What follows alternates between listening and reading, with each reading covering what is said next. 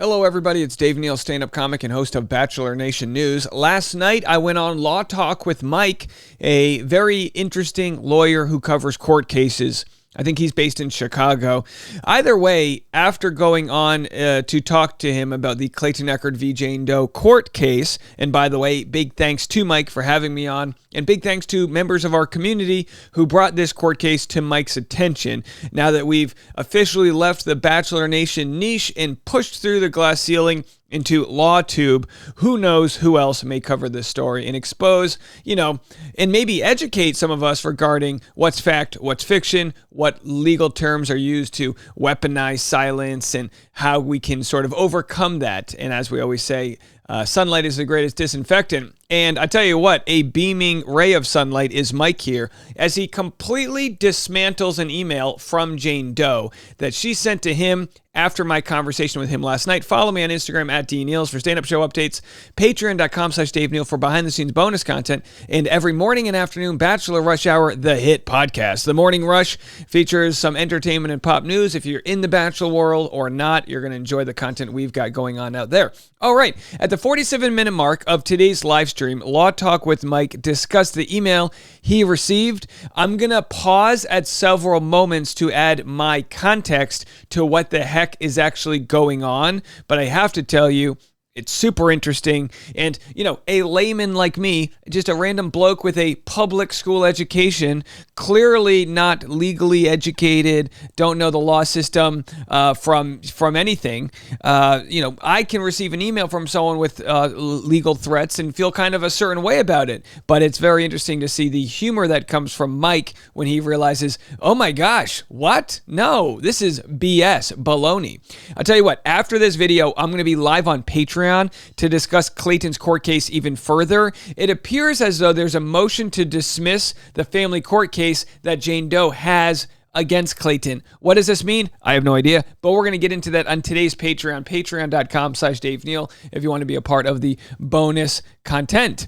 All right, well, let's get into it. Here we have, let me make sure I'm not blurring anything out. Here we have what Mike has to say. I'm going to play the full clip. Contacted by, I can't remember her name, the woman who is in Jane Doe, the Who's Your Daddy video. JD. The woman claiming that the Bachelor contestant is the father of her babies. I won't put it up because then it'll put her email out there. But so you'll have to take my word for it. I'm going to read it. We're gonna have a dramatic reading of this. By the way, I get this nonsense all the time. Just so you guys know, I rarely share it, but I get this kind of nonsense all the time. I'm incredibly used to this, but it's kind of fun. All right, let's see what we got here. Let's see what we have here. Mr. Gravlin. This is her now. This is directly from her email. I am reaching out regarding tonight's live stream with Dave Neal. After my earlier request for the removal of Who's Your Daddy episode, I wasn't aware there was an earlier request, but I don't doubt it. This comes to me through my email, which I rarely check because I get too many of them every day. I was stunned to find this new content, which perpetuates defamation. No, it doesn't. I love that he goes, no, it doesn't. That's not what it is. You're not speaking the right language. You're using words above your pay grade. That's not true. I think those words mean what you think they mean. Harassment and is a severe breach of my privacy. No, it's not. During tonight's show. Does anyone love line item refuting as much as I do? He's just going to go down sentence by sentence and clearly tell you why this is bogus and that's bogus. New content was aired that included unauthorized portions of my TED Talk. I got to get it. I really do. It's my favorite Sorry, part. I didn't have it ready, but this only calls for this.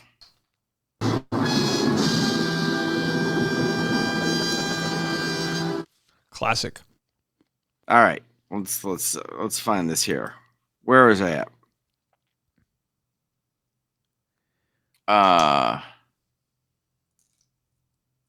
Let me see. A version of type doc.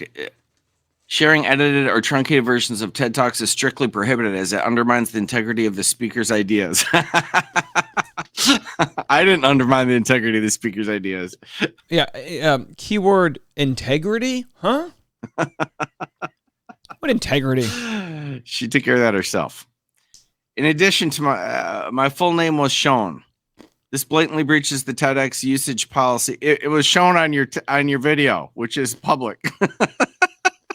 So she's upset that he shared her public video, which had her name in it. I didn't let the cat out of the bag, okay? Sweet Jesus. And the clip was utilized for the purpose of harassment. It was utilized for the purpose of context about your court appearance, okay? As proven by the humiliating comment you made after it played. I don't remember what. Technically, I made a humiliating comment, but I don't believe so. But she said there was a humiliating comment made after this TED Talk. I'm going to play this for you with the actual face of hers redacted because, you know me, we're not trying to show anyone's face here. So we've got proven liar Anna Delvey here as a stand-in. So this is the TED Talk she's speaking of. And here was my reaction, which, again, could you claim this is harassment? You could, but also it's funny. I mean, imagine if every stand-up show I did, you claimed harassment because I made a joke. Have a listen. Who helped you with your luggage? How dare he help her with her luggage? Why couldn't she be on that Malaysian flight that disappeared? We would. Holy shnikes. Someone had to be on it. But so there, she shared a clip about something that took place on her plane. And my response was, couldn't you have been on that flight that disappeared? Hey, look, folks, sometimes humor is used not just to get a cheap laugh, but to just show, the frustrations that exist out there. In this case, the frustration being dealing with her nonstop. Couldn't you have just disappeared already? And again, we don't need to break down a joke because when you try to explain it, you kill it. But it's like we're not discrediting anyone who was on the lost plane, the missing jet, the Malaysian flight 370 that went down. Of course, the joke is that she should go missing. That's not a death threat. That's just a punchline, folks. Let's continue. Comment I made. But it probably wasn't favorable. According to her, I'm required by law to only talk about sunshine and rainbows with respect to her. Yeah, look, it's defamation. If you don't share favorable thoughts, you are now defaming her, according to her. Because she's special. This is the level of entitlement we're talking about. Okay. I can't emphasize enough how terrified I am of Mr. Neal's relentless obsession and harassment towards me. Really. She's so terrified that she's actually warning other podcasters to not share my opinions.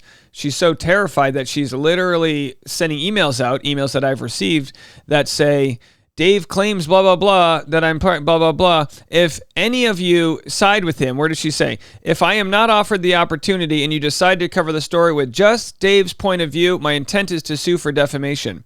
Well, imagine. Is she going to sue Mike now? Like, how many people are we going to be suing here? You know what I mean? Recently, I discovered the extent of his fixation, as there was a map leading to my home that appeared on his Patreon. Screenshots documenting this are herein for your review. All right. So I'm going to share with you what she's talking about. Now, it's relatively unfortunate that this happened because it provides her ammunition. But I do my private Patreon only live stream. I do a live stream where I share content of me making content, right? I share these live streams of me going through the works. Now, I've blurred out what she's talking about. But what she's talking about is the fact that somebody sent me a message showing her Airbnb listing, or maybe an Airbnb listing she manages. I truly don't even know because it's not important. The point was to prove that she's starting to try to piece together, her own claims that she's being defamed and she's losing business and all these types of things. And people have responded saying, no, that's just not true. So she's upset that a line of a map was shown, which clearly, if I showed you the blurred out version, there's no sort of tying it back to her. And also, it is a public Airbnb listing. These aren't photos that were taken from, like someone's front porch as some sort of private investigation. Furthermore, to use her terminology, I quickly exited out of it. It was a mistake that this was even shown, even though it wasn't shown publicly. And it doesn't admit in any way whatsoever to me kind of coming after her in any which way. Hey, honey, I want nothing to do with you. I'm in a different state. The only time I'm going to be driving through Arizona in the coming months is to get out of the West Coast when I move to the East Coast. You don't have to worry about me. You don't have to worry about me doxing you. If anything, I thought it was troubling that she sent me screen grabs showing that she knew where I lived as she was trying to serve me with an injunction against harassment and a temporary restraining order. The only reason it didn't arrive to me is because the judge declined it. Let's continue. I didn't look at her attachments. Take it up with him if that's the case. She is. I'm prepared to provide any necessary evidence to substantiate my claims, especially regarding my pregnancy with Clayton Eckerd, as well as my 2 prior, should you require it. I don't require anything. I provided commentary on a court clip. If you would like to come on my channel and provide proof of your pregnancy, that's up to you. Do it. You are welcome to do so. Please. I will have you on. And you can show us all your belly, and you can provide us with documentation. However, given your history of doctoring documentation, or at least allegedly doctoring documentation,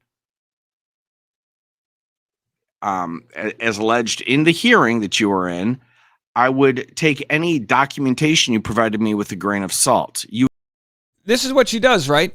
To talk about these hearings that we have where former people that have been in court system with her have said we reversed Google search and found that she had doctored the sonogram.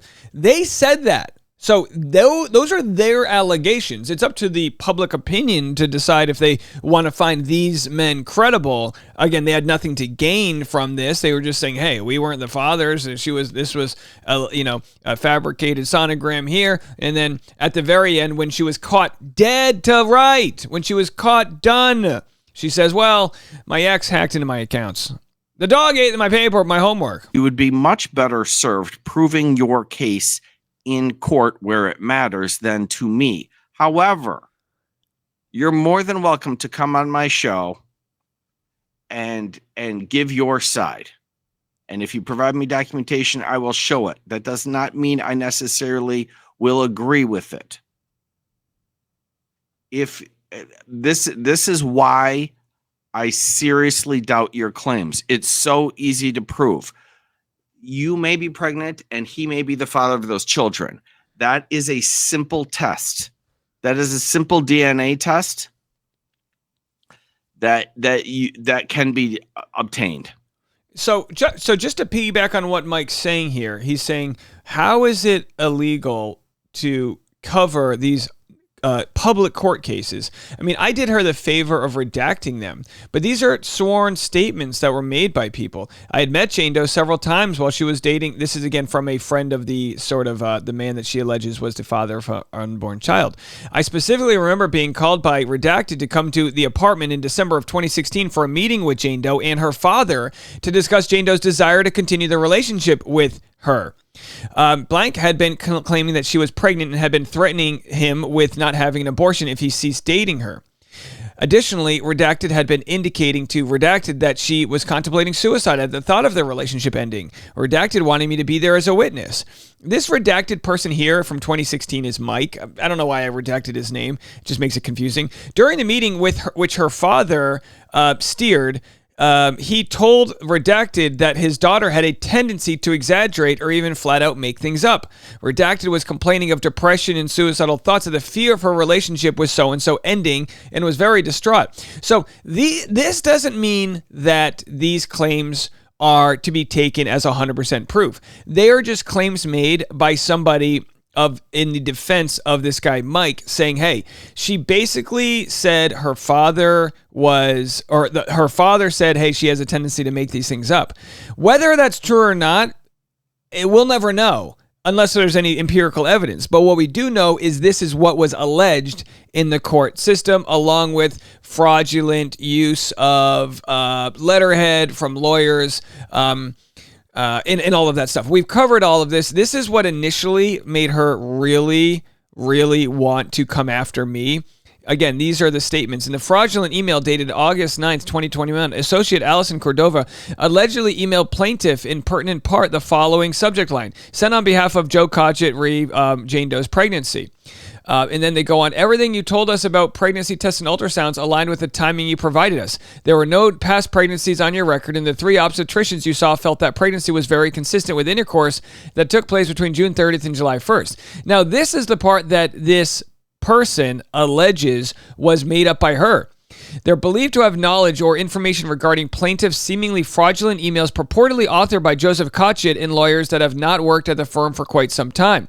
They believe that to have knowledge of information regarding alleged plaintiffs lodged against him in the past and alleged emotional distress and damages plaintiff allegedly sustained as a result.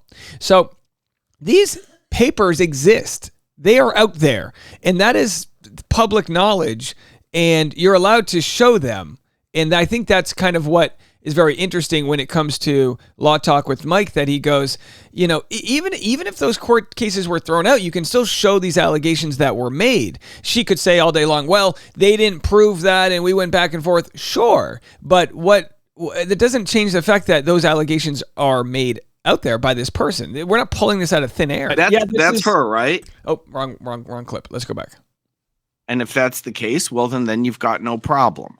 I'm saying, based upon the information that was before me, I don't believe you. Your demeanor, your actions, and the fact that you don't, that you make these allegations without the proof of it, which any rational person would think is required.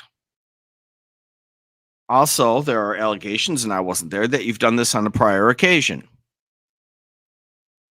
And to the, you know, I wasn't here for any of this stuff. I wasn't in the state where any of this occurred. I haven't been following it. I don't represent anybody involved. I'm just saying these are verifiable things one way or the other. And the fact that we're taking this long to verify it seriously makes me doubt your claims. There's a very simple way and although that's just me and an opinion, why don't you prove it? Why don't you prove it in the court where it matters?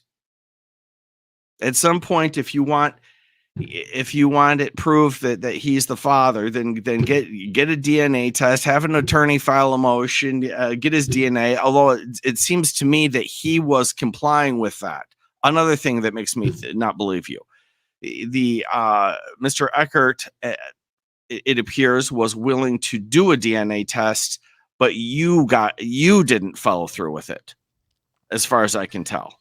And her claims are that he actually was dodging the paternity test, which initially made us get a little suspect.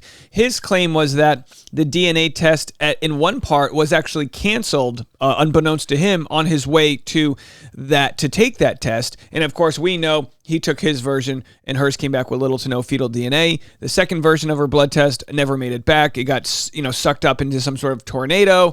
Some weather storm took it. Who really knows? Maybe it was on the Malaysian Flight 370. Maybe, just maybe, the missing fetal DNA was left on a Malaysian flight. Oh, we have a missing baggage claim. What's in the bag? Well, fetal DNA. It's gone. Hey, these are jokes. This isn't harassment. I'm just making fun of you. That's not harassment. If you want to come on my show, I will entertain your side of it.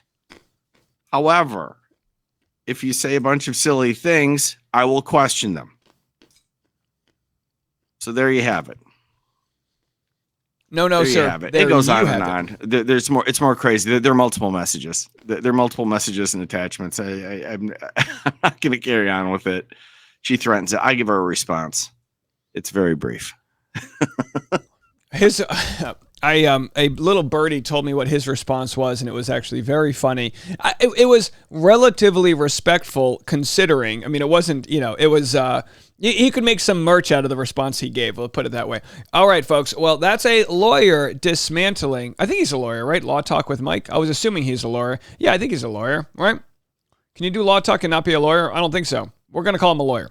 All right, don't hold me against it. That's the episode. We're going to have more content. I'm coming live on Patreon right after this. We're going to continue to talk about this. I want the story. Trust me. I want the story to end. All I want to do is cover Leslie and Teresa and Golden Bachelor and Bachelor in Paradise. I'd love to pound sand on the Bachelor in Paradise beaches. I really would. But this story seemingly has no end. We'll be back right after this.